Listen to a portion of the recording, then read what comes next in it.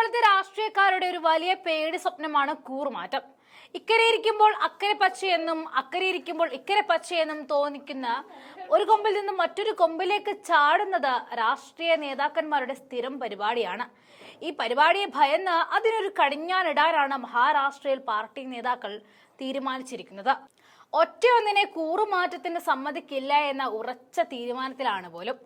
ഈ പൂച്ചകളൊക്കെ ഓടിപ്പോകാതിരിക്കാൻ കൂട്ടിലടച്ചിടില്ലേ, അതേ തന്ത്രം തന്നെയാണ് മഹാവികാസ് അഘാഡിയും മഹായുതി സഖ്യവും ചെയ്യുന്നത്.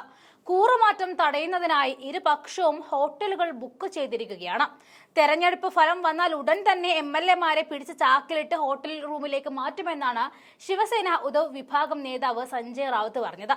മുഖ്യമന്ത്രി ആരാവുമെന്ന് മുന്നണി ചർച്ച ചെയ്ത് തീരുമാനിക്കുമെന്നും അദ്ദേഹം കൂട്ടിച്ചേർത്തു. 165 സീറ്റ് വരെ കിട്ടുമെന്നാണ് പ്രതീക്ഷയെന്നും പറയുകയുണ്ടായി. എന്നാൽ ജയിച്ചു വരുന്ന MLA-മാരെ പിടിച്ചു നിർത്താനാകുമോ എന്ന കാര്യത്തിൽ സംശയമുണ്ട്.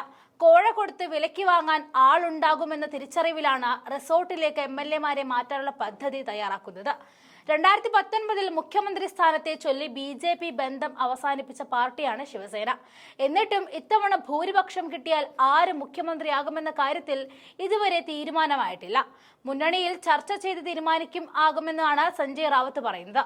വോട്ടെടുപ്പ് പൂർത്തിയായതിന് പിന്നാലെ വന്ന എക്സിറ്റ് പോൾ പ്രവചനങ്ങൾ ശിവസേന നേതാവും മുഖ്യമന്ത്രിയുമായ ഏക്നാഥ് ഷിൻഡെയുടെ നേതൃത്വത്തിലുള്ള മഹായുതി സഖ്യത്തിന് അനുകൂലമാണ്.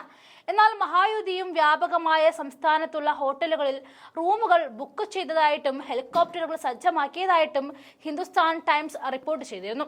228 അംഗ നിയമസഭയിലേക്കാണ് മഹാരാഷ്ട്രയിൽ തെരഞ്ഞെടുപ്പ് നടക്കുന്നത്. 145 സീറ്റുകൾ ഉറപ്പിച്ചാൽ മാത്രമേ സഖ്യങ്ങൾക്ക് കേവല ഭൂരിപക്ഷത്തിലേക്ക് എത്താൻ സാധിക്കുകയുള്ളൂ. ഇക്കാരണത്താൽ MLA-മാരെ ഏത് വിധേനയും തടഞ്ഞു നിർത്തുക എന്നതാണ് ഇരുപക്ഷത്തിന്റെയും ലക്ഷ്യം. ലോക്സഭാ തെരഞ്ഞെടുപ്പിൽ മഹായുതി സഖ്യം മഹാരാഷ്ട്രയിൽ കനത്ത തിരിച്ചടിയാണ് നേരിട്ടത്. തിരിച്ചടി നേരിട്ടതോടെ ഉപമുഖ്യമന്ത്രിയും BJP നേതാവുമായ ദേവേന്ദ്ര ഫഡ്നാവിസ് രാജിക്കുള്ള സന്നദ്ധ പോലും കേന്ദ്ര നേതൃത്വത്തെ അറിയിച്ചിരുന്നു. എന്നാൽ കേന്ദ്ര ആഭ്യന്തരമന്ത്രി അമിത്ഷാ ഉൾപ്പെടെ കൂടിയാലോചനകൾക്ക് ശേഷമായിരുന്നു ഫഡ്നാവിസ് തീരുമാനത്തിൽ നിന്നും പിന്മാറിയത്. ഇതിനു പിന്നാലെയാണ് രാജ്യം ഉറ്റുനോക്കുന്ന നിയമസഭാ തെരഞ്ഞെടുപ്പും മഹാരാഷ്ട്രയിൽ ഓടിവന്നത്.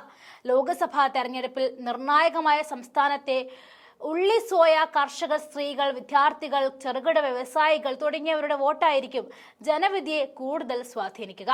ലോക്സഭാ തെരഞ്ഞെടുപ്പിലെ തിരിച്ചടിക്ക് ശേഷവും കർഷകർക്ക് പ്രതികൂലമായ നിലപാടാണ് ഷിൻഡെ സർക്കാർ സ്വീകരിച്ചിരിക്കുന്നത്. സംസ്ഥാനത്തെ സ്ത്രീകളും കുട്ടികളും തുടർച്ചയായി അതിക്രമങ്ങൾ നേരിട്ട് വരികയാണ്. ഇക്കാര്യങ്ങൾ മഹായുതിക്ക് വെല്ലുവിളി ഉയർത്തിയോ എന്നതാണ് ഇനി നാളെ ഉത്തരം ലഭിക്കുക. അതേസമയം ലോക്സഭാ തെരഞ്ഞെടുപ്പിൽ ഉണ്ടായ അനുകൂല സാഹചര്യം നിയമസഭാ തെരഞ്ഞെടുപ്പിലും തുടരുമെന്ന പ്രതീക്ഷയിലാണ് മഹാവികാസ് അഘാഡി സഖ്യമുള്ളത്. ഭരണം ഉറപ്പിക്കാൻ മഹായുതിയിൽ ചേർന്ന അജിത് പവാറിനെ തിരികെ കൊണ്ടുവരാൻ ഇന്ത്യ മുന്നണി ശ്രമം നടത്തുന്നുണ്ടെങ്കിലും റിപ്പോർട്ടുകൾ അതിന് അനുകൂലമായിട്ടാണ് പറയുന്നത്. കൂടാതെ മഹാരാഷ്ട്രയിൽ സ്വതന്ത്രമായിട്ട് മത്സരിച്ചതും വിജയപ്രതീക്ഷയുള്ളതുമായ വ്യക്തികളും വിമതരുമായും ഇന്ത്യ സഖ്യം കൂടിയാലോചനകൾ നടത്തിയതായും റിപ്പോർട്ടുകളുണ്ട്. എക്സിറ്റ് പോളുകളിലെ തൂക്കുമന്ത്രിസഭ പ്രവചനങ്ങളിലും പ്രതിപക്ഷം ചർച്ച തുടരുന്നതായിട്ടാണ് റിപ്പോർട്ട് വരുന്നത്.